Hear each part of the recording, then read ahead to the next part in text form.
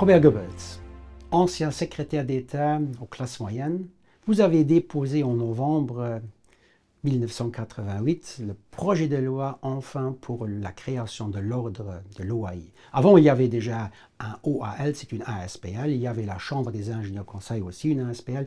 Ils ont pendant 30 ans essayé d'avoir une reconnaissance vraiment de l'exercice de la profession d'architecte d'ingénieur conseil. Qu'est-ce qui a été le déclic pour avoir enfin cette loi au Luxembourg? Écoutez, en tant que secrétaire d'État aux classes moyennes, j'étais en dialogue avec toutes les associations du secteur, notamment également les ingénieurs de l'époque, les architectes de l'époque et beaucoup d'autres. Et j'entendais souvent cette proposition de la nécessité d'une création d'une chambre spécifique pour ces deux professions, à mon avis, essentielles. Et personnellement, j'étais convaincu que cette revendication était normale et qu'il y avait une obligation de progresser dans le domaine de l'organisation des architectes, des ingénieurs à Luxembourg, et donc une chambre professionnelle serait le cadre adéquat. Donc je me suis facilement laissé convaincre. Nous avons élaboré un projet de loi, un avant-projet de loi, que j'ai encore eu la chance de déposer, mais qui n'a pas passé tout de suite les avis requis, notamment au Conseil d'État, et également il y avait des élections nouvelles qui pointaient, donc il y avait d'autres priorités. Ce fut donc après la constitution du nouveau gouvernement, où j'avais pris de l'avancement. J'étais devenu ministre de l'économie, mais également ministre des travaux publics et des transports. Et là, j'ai retrouvé mes amis architectes et ingénieurs, Krusch Klein, Floris Schröder et beaucoup d'autres, pour tout d'abord finaliser le projet de loi qui fut voté, je crois, en décembre 13 décembre 80. 13 décembre 90. 89. Ok, vous avez certainement raison, donc. Mais ce fut sous le nouveau gouvernement. Et puis la Chambre s'est constituée, vous avez été engagé, et vous assumez depuis lors l'éternité dans l'ordre. Bon, et moi, en tant que, surtout ministre des Travaux publics, mais également en tant que ministre des Transports et de l'Économie, j'avais toujours affaire avec des bureaux d'ingénieurs, des bureaux d'architectes. Et dans ce cadre-là, j'ai souvent eu des complaintes répétées de la part de mes interlocuteurs sur l'indemnisation assez sommaire de leurs travaux. Et puis on a commencé des négociations sur justement cette indemnisation. Il y avait à l'époque un barème unique, 5,4% sur le montant négocié. Que ce fût un garage, une clinique ou que sais-je, un bâtiment avec une technique ultra compliquée, le tarif était le même. Et la direction de l'époque des bâtiments publics l'aimait, hein, parce que ça leur simplifiait énormément la vie.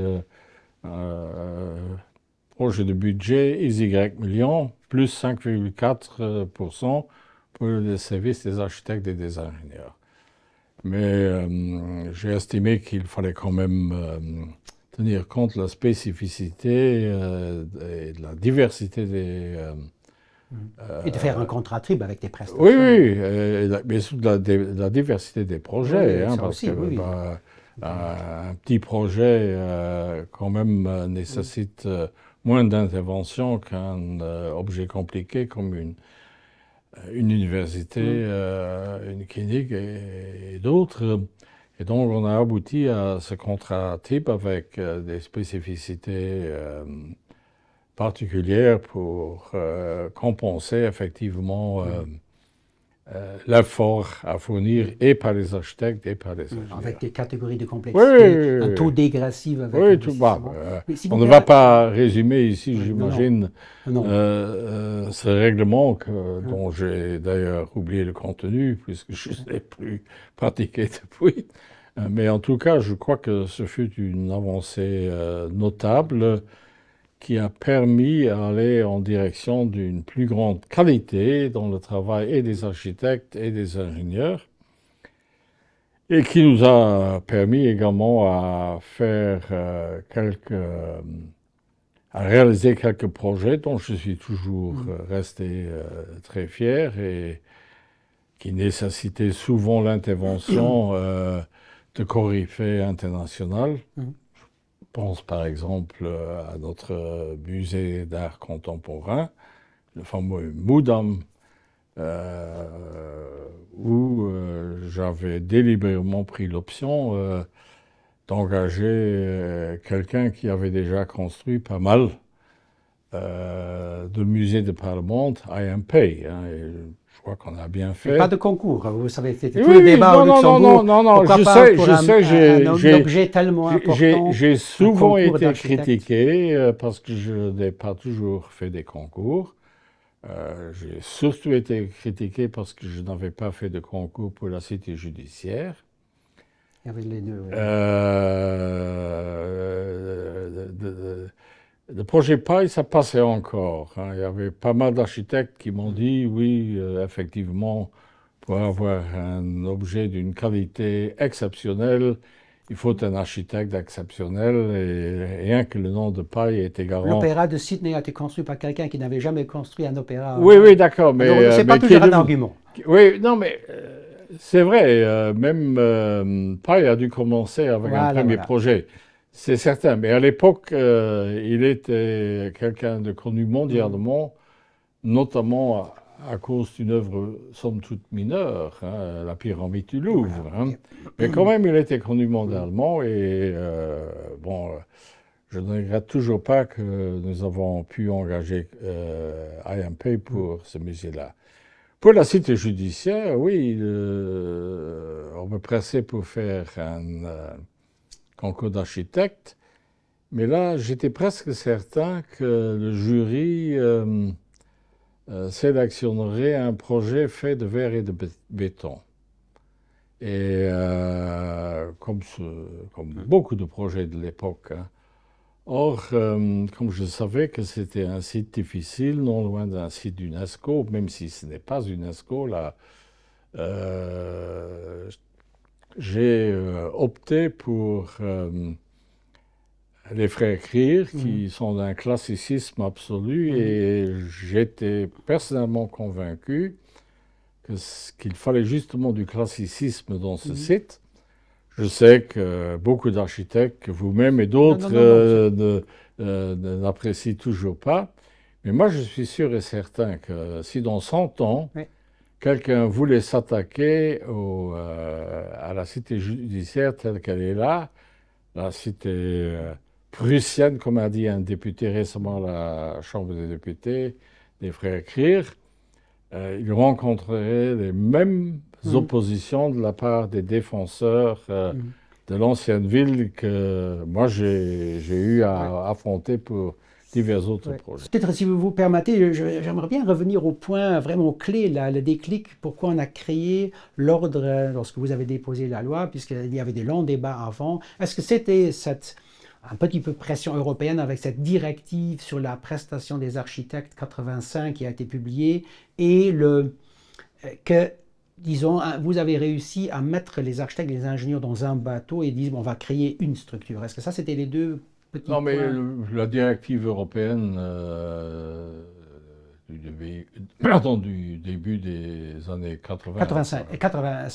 85 ne jouait pratiquement pas. À l'époque, les directives européennes, tout le monde... C'est l'accueil des prestataires. Oui, mais tout le monde s'en foutait. C'était écrit, un État doit avoir un organe qui accueille les prestataires. beaucoup de choses étaient écrites à l'époque, mais il n'y avait pas encore l'habitude de la Commission de tirer les États devant la Cour de justice européenne pour les faire condamner pour non-application de directives. Ça n'existait pas à l'époque. Hein. Non, mais je me suis laissé convaincre que deux professions importantes, comme les architectes et les ingénieurs, qui quand même façonnent les infrastructures de tout pays. Notre vie. C'est tout ce qui nous entoure est créé par des architectes, des ingénieurs. Qualifiés. Et donc, je trouvais nécessaire de créer également une structure pouvant accueillir les deux. Je ne voulais pas de deux ordres dans un petit... Ça, c'était visionnaire. Oui, je ne sais pas si c'était visionnaire, mais j'ai toujours essayé de ne pas trop compliquer les choses et en autorisant deux ordres séparés, on aurait vu une bataille entre les deux ordres. Hein. Parce que dans beaucoup de pays, fait beaucoup de problèmes. Maintenant, aujourd'hui, je vous dis, c'est la force, puisqu'on a créé cette fameuse MOAI, justement, hein, c'est la maîtrise d'ouvrage où les architectes, les ingénieurs travaillent ensemble. C'était vraiment la clé pour faire ceci. Hein. Et aujourd'hui, c'est tout le monde veut ça, la maîtrise d'œuvre intégrale. Donc, on a été pris sur ça. C'était... Voilà, mais alors, déjà, oui, la dernière question serait, alors comment vous voyez aujourd'hui, avec votre recul et votre longue expérience, l'architecture, l'ingénierie, l'urbanisme, est-ce qu'actuellement on répond correctement aux défis actuels et futurs, ou est-ce que vous avez des recommandations à donner après tant d'années d'expérience? Je n'ose pas donner des recommandations, mais j'ai quelques observations à faire. Premièrement, je reste persuadé que les architectes sont souvent des artistes, hein, des créateurs. Il faut. Oui, il faut. Hein. Les ingénieurs sont des scientifiques presque purs. C'est des mathématiques. Il y a aussi des ingénieurs qui construisent des ponts. Oui, d'accord. Des créatifs. Oui, non, mais effectivement, mais... là, souvent, on associe quand même un architecte, du moins pour certains aspects, etc. Non, mais pour revenir à aujourd'hui, moi, je trouve que la politique est en train de surcharger la barque. Bien sûr, il faut des règles d'urbanisme, bien sûr, il faut des règles pour la politique des bâtisses, et que sais-je encore. Il faut des règles de sécurité, etc., etc. Nous vivons dans une société très complexe.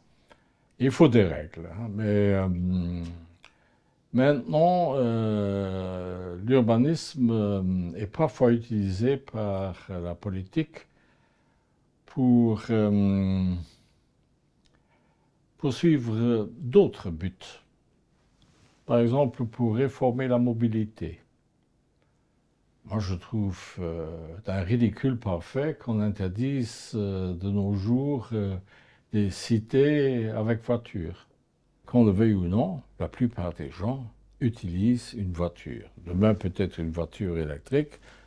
Dans 20 ans, peut-être une voiture automatique. Mais il ne faudra quand même pas essayer d'imposer aux gens, via des règles de bâtisse, via des règles urbanistiques, d'abandonner la voiture. Ce qui est le but avoué de certaines catégories politiques actives dans le pays. Moi, je trouve ça ridicule, et ce que je trouve encore plus ridicule, c'est cette tendance à vouloir construire des maisons bas énergie.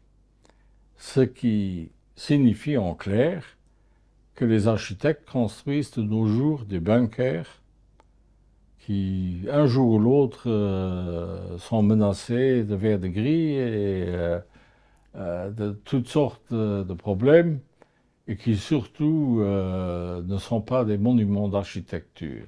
ce qui est maintenant sur toutes les tables, le lazismore, de vraiment dégraisser notre cadre réglementaire, d'aller à l'essentiel et de laisser la créativité jouer. Ça, c'était un petit peu, j'ai écouté, c'était un petit peu votre message.